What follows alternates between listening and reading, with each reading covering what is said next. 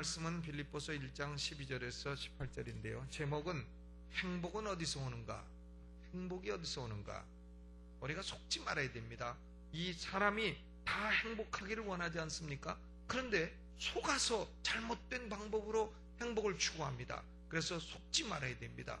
우리는 마귀한테도 속지 말아야 되고 이 세상한테도 속지 말아야 되고 많은 사람이 속습니다. 어떻게 속냐면 행복이 환경에서 오는 줄로 생각을 합니다. 내가 환경을 바꾸면 행복해질 것이다. 내가 지금 환경이 불행한 환경이기 때문에 그렇지 이 환경만 바꾸면 개선하면 행복해질 것이라. 물론 그런 면도 어느 정도 있긴 있습니다만은 그러나 그것은 본질적인 것은 아닙니다. 독신으로 살다가 아이고 내가 불행하구나 그러면 결혼을 해야지 해서 결혼을 하니까 왼수 같은 걸 만나가지고 더 불행해진 경우도 얼마나 많습니까? 아이고 차라리 독신으로 살걸. 이 환경을 개선한다고 해서 꼭 행복해지는 건 아닙니다. 부부 문제로 불행하단 말이죠. 부부가 늘 싸우고 그러면 어떻게 할까? 아하, 이혼하면 되겠다 해서 이혼을 하면 더 행복해집니까? 아이고 그래도 그 왼수 같은 거 그게 있을 때가 낫지 하면서 그때 또 행복했던 것도 생각이 나는 것입니다. 우리 아버님은 지금 오래 사신데 큰아버님은 서울서 사업을 하시다가 초반에 한 50대 중반에 이제 풍을 맞으셔서 그래서 한 10년 계시다가 소천을 하셨는데 우리 큰아버님이 풍 걸려서 누워 계실 때요 큰어머니가 늘 좀 어려워하시고 하셨는데 돌아가시고 나니까 하신 말씀이 있어요. 아이고 풍 걸린 영감이라도 영감 있는 게 낫다.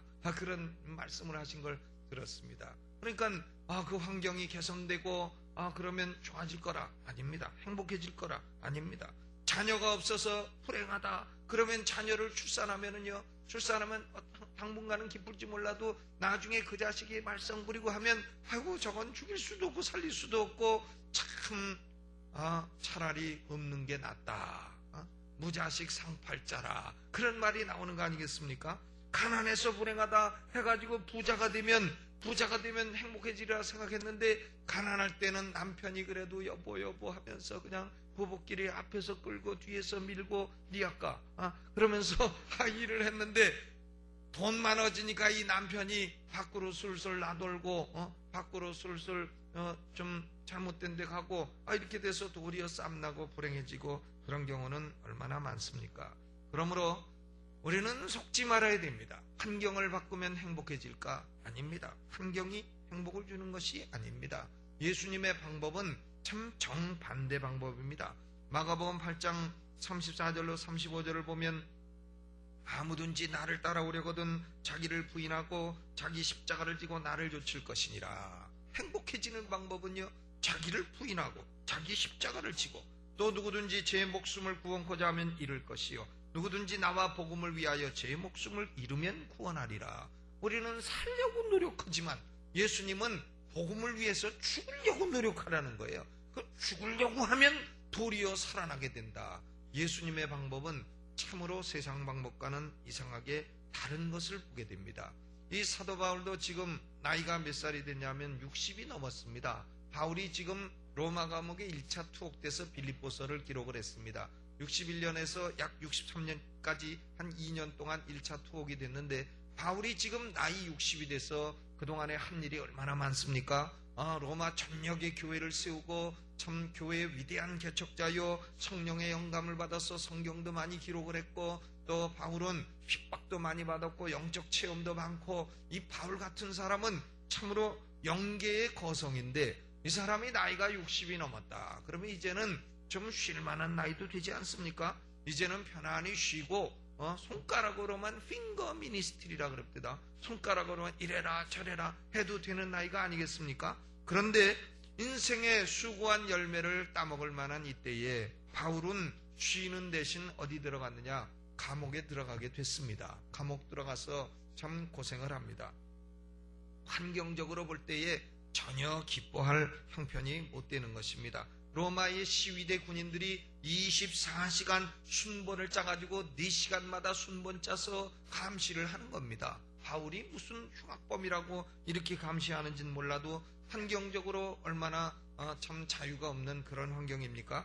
더더구나 교회적으로도 로마의 기독교 지도자들이요 바울을 심하게 비판합니다. 아이고 저가 잘났으면 얼마나 잘났어, 저가 체험 많으면 얼마나 많어, 저가 무슨 뭐 예수님을 복이나 했나, 무슨 사도라고 하면서 참 시기가 많지 않습니까? 이 여자들은요 도리어 시기심이 없습니다. 이 남자들이요 시기심이 더 많아요. 이 남자가 시기하면 그건 아주 백약이 무료입니다. 아주 이건 뭐 여자보다 더 심해요. 왜 그런가 모르겠어요. 술 먹을 때는 대범하게 먹다가도요 시기하고 질투할 때는 아주 쫀쫀합니다. 이 기독교 지도자들이요 그렇게 바울을 시기해가지고는 오히려 복음을 열심히 전하는 겁니다. 복음을 열심히 전하면 바울이 감옥에 앉아가지고 약오르리라 생각하고서는 열심히 전하는데, 바울은 도리어 무슨 동기로 전하든 무슨 방도로 전하든 복음이 전파되면 기뻐하고 기뻐하리라 하고 앉아있지 않습니까?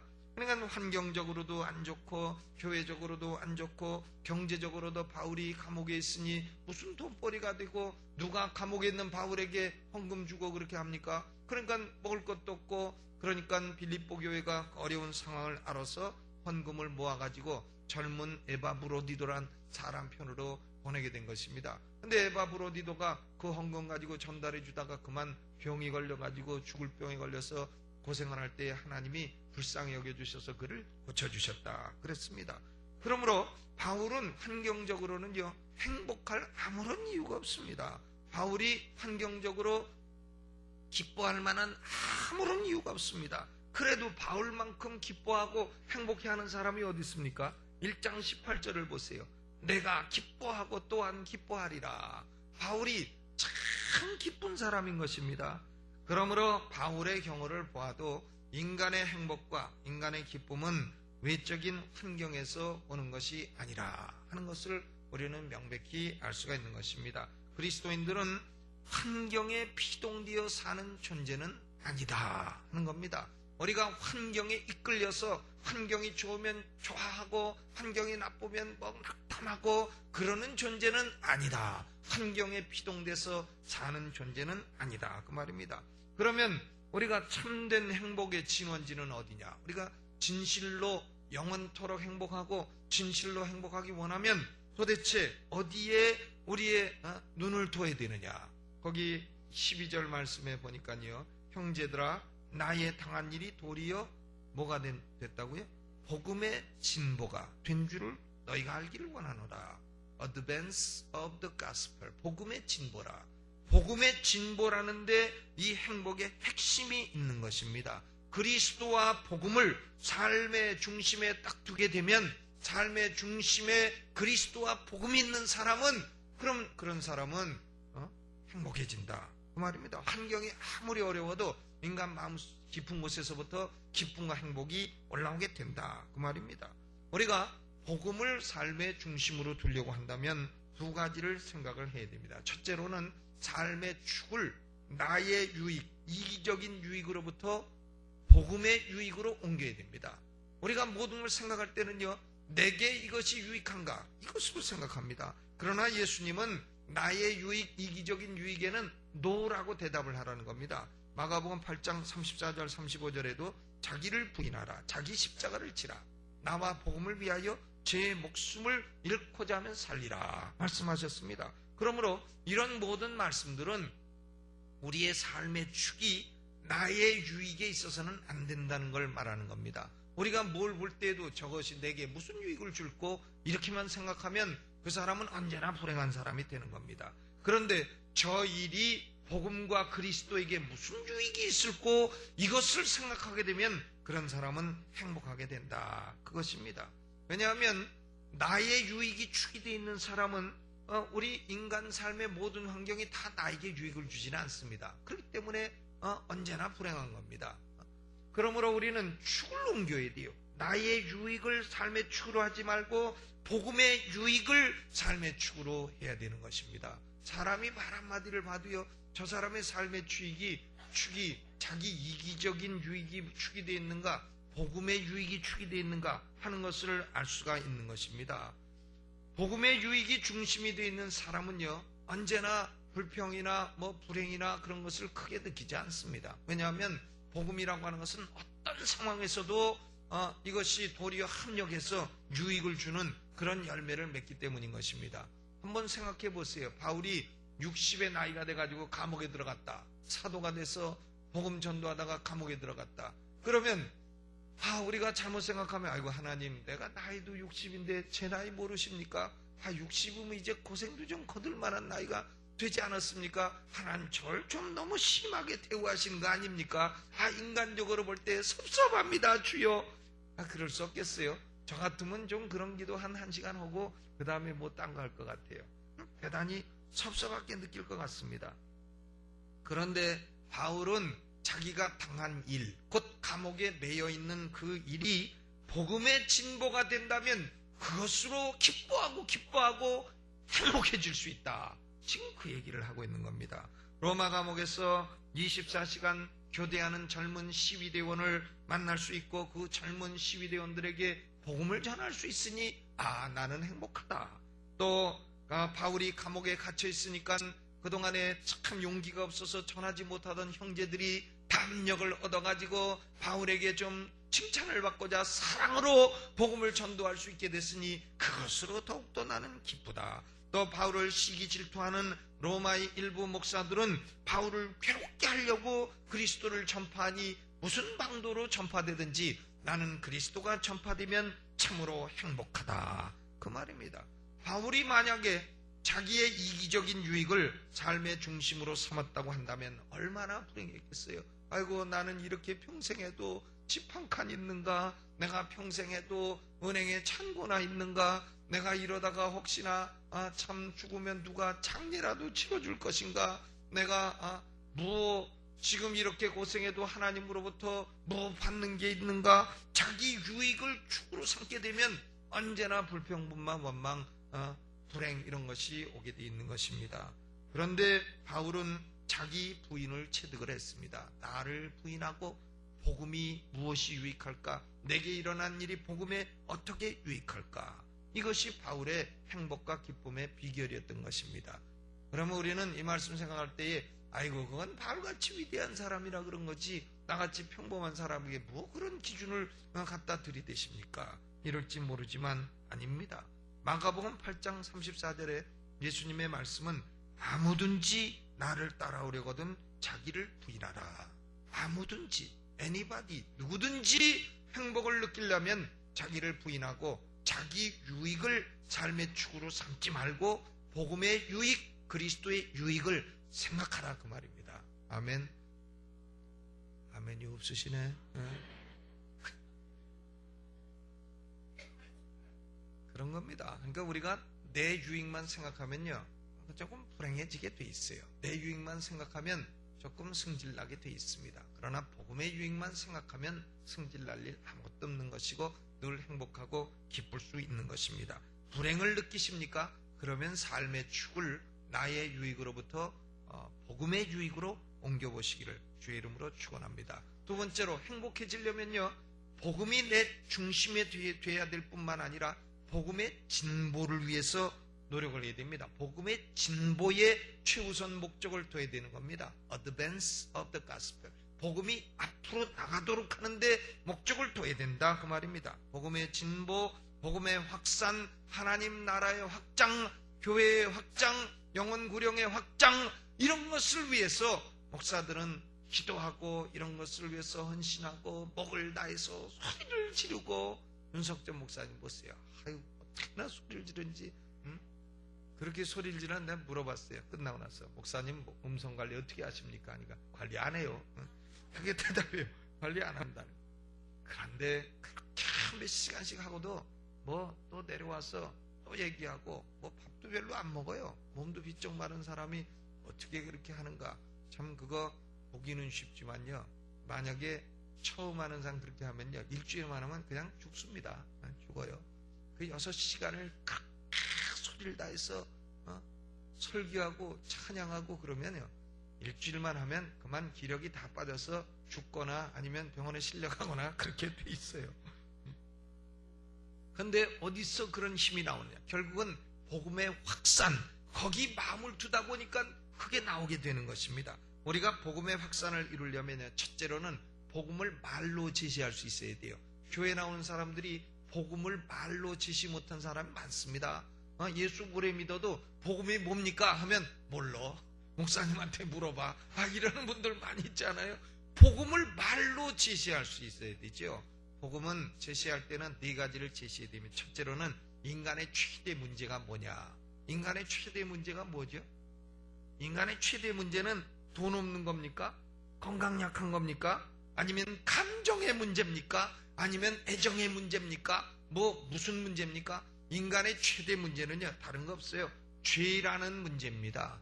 인간은 죄로 말미암아 하나님과 분리돼서 하나님의 진노의 대상이 되고 하나님의 심판이 대상이 되어 있고, 그러므로 죽으면 하나님의 진노를 입어 영원한 지옥불에 영원히 타는 불에 떨어지게 되는 것이라. 이것이 인간의 최대 문제입니다. 좀 배고픈 거 문제 아닙니다. 몸 좀 약한 거 문제 아닙니다. 인간의 최대 문제는 무슨 문제라고요? 죄 문제입니다. 죄 문제. 그러면 이 죄 문제를 해결해 주시는 하나님의 해결책은 뭐냐? 하나님의 해결책을 우리가 얘기를 해야 됩니다. 아무 죄도 흠도 없으신 하나님의 아들 예수 그리스도를 하나님은 이 땅에 보내주셔서 육신을 입고 태어나게 하셨습니다. 그래서 33세 젊은 꽃다운 나이에 세상 죄를 지시고 십자가에서 죽으시고 3일 만에 부활하셔서 우리 죄 대신 죄값을 대신 치러주신 것입니다. 그리고 죽은 자 가운데 부활하셔서 사망 권세를 철폐하시고 사망 권세로부터 승리하시고 우리에게 사망을 이길 수 있는 소망을 주신 줄로 믿습니다. 예수 그리스도가 하나님의 죄 문제에 대한 해결책입니다. 예수 그리스도 이외에 인류의 죄 문제를 해결해 줄 수 있는 존재는 아무도 없는 것입니다. 석가모니가 우리 죄를 해결해 줍니까? 어림도 없습니다. 공자가 우리 죄를 해결해 줍니까? 저 죄도 해결 못한 것이 누구 죄를 해결을 해줍니까? 누가 해결을 해줍니까? 노무현 대통령이 해결을 해줍니까? 아닙니다. 누가 해결해 줍니까? 누구 있습니까? 죄 문제 해결해 줄 사람? 아무도 없습니다. 천하 인간의 구원을 받을 만한 다른 이름을 우리에게 주신 적이 없습니다. 아멘. 예수 그리스도만이 하나님의 해결책입니다. 죄 문제에 대한 해결책은 예수 그리스도를 믿는 것뿐입니다. 그러면 우리 인간의 책임은 뭡니까? 인간의 책임은 누구든지 하나님 앞에 자신이 죄인임을 고백하고 회개하며 예수 그리스도를 구주와 주님으로 믿어야 되는 겁니다. 예수님만을 구주와 주님으로 마음속에 영접을 해야 되는 것입니다. 예수님을 구주와 주님으로 믿는다고 하는 것은 머리로 지적으로 그래 예수님이 내 죄를 위해 죽으셨어 지적으로 동의하는 것으로만 안 되는 겁니다. 삶 전체와 내세까지라도 예수 그리스도에게 의탁을 하는 것이 그것이 믿는 겁니다. 예수 그리스도에게 내 삶 전체를 맡깁니다. 나의 내세 영혼까지 맡깁니다. 그것이 믿음이에요. 회개하고 믿는 자만이 구원을 받게 되는 것입니다. 비행기가 말이죠. 로스앤젤레스행이라 비행기가 이 비행기 타면 로스앤젤레스 가는 거 안다. 머리로 알면 무슨 소용이 있어요? 거기 표를 사가지고 딱 가서 통과해가지고 검색하고 통과해서 그 비행기에 딱 앉아 있어야 로스앤젤레스 가지 않겠습니까? 이것이 믿음이에요. 비행기 타는 겁니다. 내 인생, 내 삶 전체를 그리스도께 맡기고 의지하는 것이 믿음인 것입니다. 인간의 책임은 회개하고 예수 믿는 겁니다. 그러면 네 번째로 믿는 자에 받는 축복은 뭡니까? 믿는 자에 받는 축복은 수없이 많이 있지만 중요한 것은 세 가지 축복입니다. 우선 우리의 죄가 아무리 많더라도 예수의 피가 우리 죄를 씻어 죄사함의 복을 받는 겁니다. Forgiveness. 그 다음에 우리가 하나님 앞에 죄인이지만은 하나님이 우리를 법적으로 의인으로 인정해 주는 겁니다. 칭의의 은혜, Justification. 그리고 하나님하고 원수되었던 자가 이제는 하나님과 화친, Reconciliation, 화목하게 되는 축복을 받게 되는 것입니다. 그래서 사죄와 칭의와 화친 이 3대 축복은요 언제나 외우고 다녀야 돼요. 예수 믿고 받은 축복이 세 가지가 뭐라고요? 사죄와 칭의와 화친. 그 다음에 성령을 선물로 받는다든가 부활의 소망을 갖는다든가 영생을 얻는다든가 이런 것들은 이 세 가지 뒤에 줄줄이 사탕처럼 따라오게 되는 것입니다. 그러므로 우리는 사람을 만나면요 복음이 뭐요? 그러면 인간의 문제는 죄 문제다. 하나님의 해결책은 예수 그리스도라. 우리의 책임은 회개하고 예수 믿는 거다. 회개하고 예수 믿으면 죄사함 받고 영생 얻고 하나님과 화목하고 그리고 의롭다함을 받는 거다. 이것을 말로 말할 수가 있어야 되겠습니다. 여러분, 복음을 체계적으로 제시할 수 있게 되시기를 주의 이름으로 축원합니다. 그런데 다 모르면요, 그냥 예수 믿으면 죄 용서받고 영생 얻는데 그 얘기만 해도 되는 거예요. 예수 믿으면 죄 용서받고 죄 사함 받고 영생 얻고 지옥 안 가고 천국 가게 된다. 이것만 제시해도 복음 자체는요, 다이나마이트 같은 큰 파워가 있는 겁니다. 그러므로 말로 제시하게 되시기를 주의 이름으로 축원합니다. 누구든지요, 말로 예수 믿으세요. 예수 믿으면 죄사함 받고 영생 얻습니다. 이 한마디만 해도 그 사람 인생을 변화시킬 수 있는 겁니다. 그냥 사람 만나도 입 딱 다물고 아무 말도 안 하고 평생에 복음 전도 한 번도 안 하고 한 사람도 전도 안 하고, 그런 사람은 진짜 그건 좀 회개해야 되겠습니다. 한 명도 전도 안 하고, 아이고 나는 부끄러워서 못해요. 그러지 마세요. 뭐 부끄럽습니까? 저는요, 원래 이 부끄러워서 말 못하던 사람이에요. 우리 아들 있잖아요, 승준이, 막내 아들. 그 말하는가 보세요. 걔 말 안 합니다. 걔는요, 뭐 아무 말 안 해요. 배고파도 말 안 하는 애예요. 신방하다 보면 한 9시쯤 되면 전화 와요. 엄마 밥 안 줘? 한 9시 넘어야 전화 오지. 9시 전에는 그 전화 안 옵니다. 제가 그랬어요, 어렸을 때요. 저는 말 못했어요. 사람 앞에 나가서 어이구 어떻게 말을 저렇게 조리 있게 하는가, 난 말 못했습니다. 그런데 예수 믿고 목사 되니까 그냥 아무나 만나도 전혀 여자들한테 부끄러워서 말 못했어요. 그런데 예수 믿고 나니까 그냥 아이고 아가씨는 참 이쁜데 예수만 믿으면 더 이쁘겠네, 뭐 별소리 다 하고 그냥 아무나 붙들고, 뭐 이쁘면 뭐 저 이쁘지 뭐.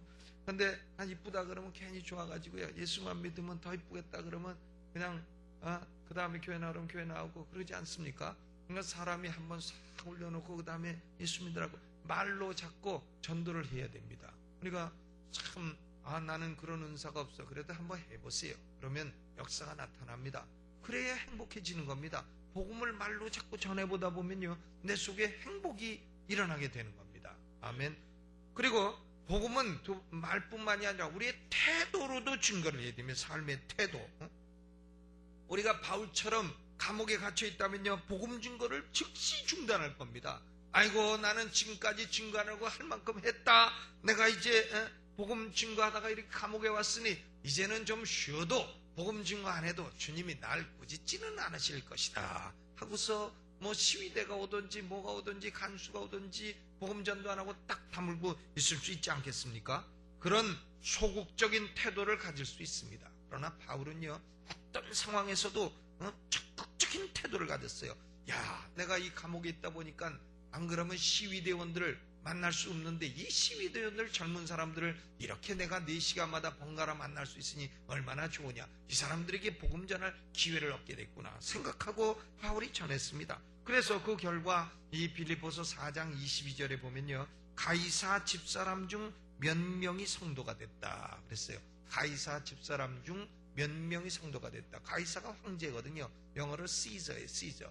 이 시저의 집사람 중에 몇 사람이 예수 믿게 됐다. 그러니까 이 시위대원들 가운데는 황제 집안 사람들이 있었던 겁니다. 그러니까 바울은 그 어느 상황에서도 소극적인 태도가 아니라 적극적인 태도로 복음을 증거한 걸 볼 수가 있습니다. 우리가 복음 증거 안 하고 전도 못하는 이유는 찾으면요, 수백 가지나 돼요.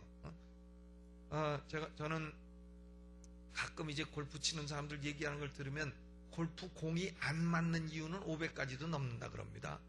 공을 칠 때 안 맞는 이유는 500가지도 넘는다는 거예요. 근데 맞는 이유는 몇 가지 안 되는 거죠. 그래서 사람들이 공을 못 치면은 이래서 안 맞았어, 저래서 안 맞았어. 안 맞는 이유가 수백 가지 있다는 겁니다. 우리가 참 복음 전도 안 하고 가만히 있으면 그 안 되는 이유는 수백 가지 있겠죠.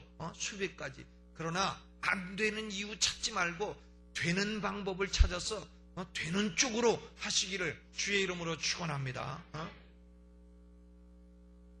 그렇기 때문에 바울이 이 말로 복음을 증거하고 태도로 복음을 증거하고 그렇기 때문에 바울은 언제나 감옥 속에서 있어도 행복하고 감옥에 있어도 기쁘고 이렇게 됐던 것입니다. 우리가 불행한 이유는요, 이기적인 목적이 나의 유익을 위하는 것이 삶의 축에 딱 있기 때문에 불행한 것입니다. 그것을 계속해서 갖게 되면 계속해서 불행해지는 것이에요. 결혼 문제, 사업 문제, 자녀 문제, 건강 문제, 돈 문제, 불행할 이유는요, 수백 가지, 수천 가지 쌓이고 쌓여 있는 것입니다. 그러나 우리는 환경에 피동되어 살지 마시기를 주의 이름으로 축원합니다. 우리는 하나님께 피동되고 성령님께 피동되어 살아야 될 존재인 것입니다. 피동이라는 말을 아시죠? 패시브 보이스, 수동태라고도 하죠. 우리가 환경 따라 움직이고 살고 그러면 비 좀 오면 좀 씁쓸하고 날씨 좀 개면 마음 들뜨고 좀 벼락 좀 치면 두렵고 그러면 되겠습니까? 환경이 조금 어두우면 낙심되고 조금 아프면 그만 절망하고 그런다면 우리는 매일매일 절망하고 낙심하고 매일매일 슬프고 매일매일 괴롭고 그래야 될 것입니다. 그러나 복음을 삶의 축으로 탁 하고 나의 인생의 목적은 복음의 진보다. 거기다 딱 맞춰서 살다 보면 그러면 사업도 목적이 뭐냐? 복음의 진보다. 내가 공부하는 목적도 뭐냐? 복음의 진보다. 내가 지금 노는 목적도 뭐냐? 복음의 진보다. 내가 지금 일하고 먹고 사는 목적도 뭐냐? 복음의 진보다. 내가 환경이 어려워도 복음만 진보되면 나는 기뻐하고 기뻐하겠다. 이런 자세로 살게 되면 이런 사람은 세상이 감당치 못하는 사람이 되는 것입니다. 이런 사람은 진정 마음속에 한없는 축복과 행복이 임할 줄로 믿습니다. 여러분 그렇게 되시기를 예수 이름으로 축원합니다. 오늘